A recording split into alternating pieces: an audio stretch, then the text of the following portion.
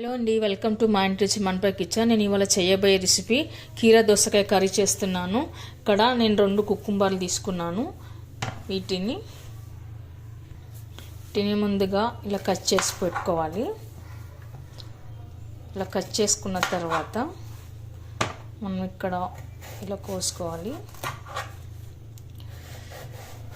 ఇలా కట్ చేసుకున్న తర్వాత ఇలా తీసుకోవాలన్నమాట. ఇలా గింజలు ఉంటాయి కదా, వీటిని గింజల్ని తీసేసుకోవాలి.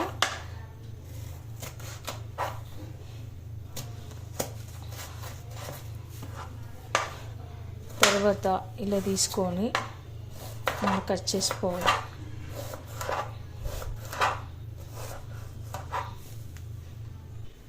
ఇలా అంతా కట్ చేసి పెట్టుకోవాలండి.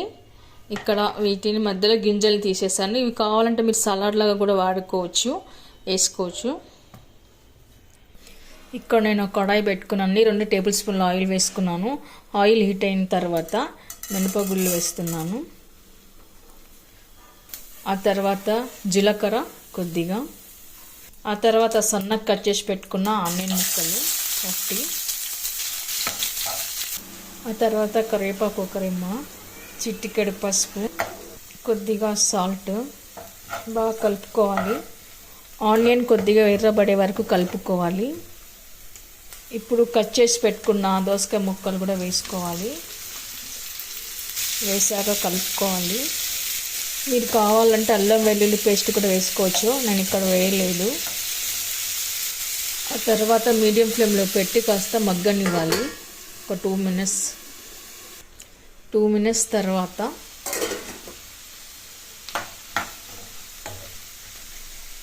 రెడ్ చిల్లీ పౌడర్ వేసుకోవాలి. ఆ తర్వాత రుచికి సరిపడా ఉప్పు వేసుకోవాలి.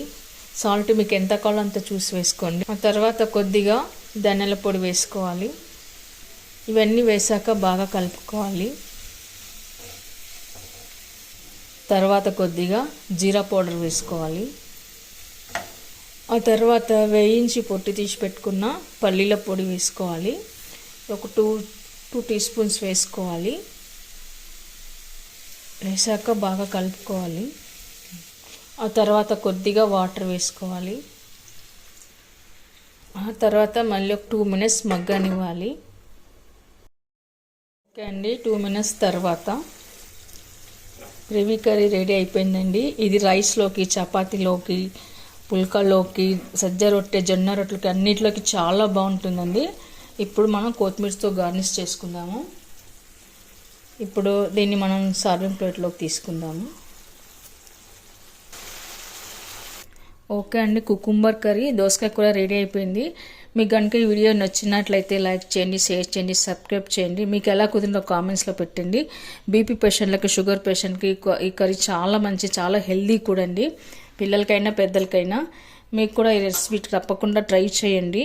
రోటీలోకి, చపాతీలోకి, పుల్కా, పరోటా, సజ్జ రొట్టె, జొన్న రొట్టె, రైస్లోకి అన్నిటిలోకి చాలా బాగుంటుంది. మీరు ఒకసారి ట్రై చేయండి. Thank you for watching.